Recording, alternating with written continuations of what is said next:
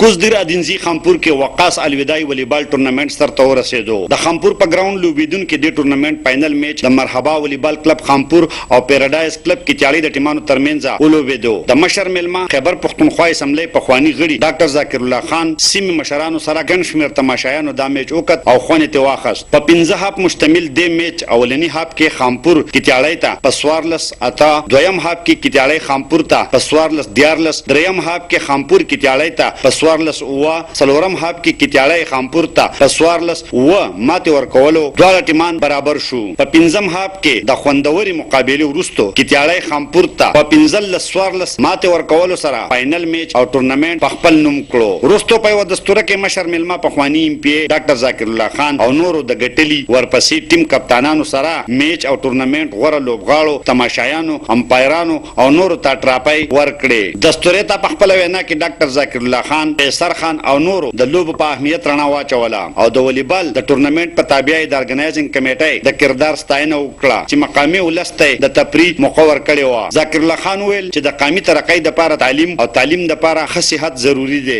او د ښه صحت لپاره لوبې د ګټلي ټیم لپاره 10,000 ورپسې لپاره 15,000 او ارګنایزینګ کمیټې لپاره د 15,000 روپو ورکولو اعلان هم وکړ. په دې ټورنمنټ کې دوی ټیمانو حصہ اخیسته او یو میاشت جاری و. محمد اسرار، خیبر نیوز، خامپور، کوزدیر.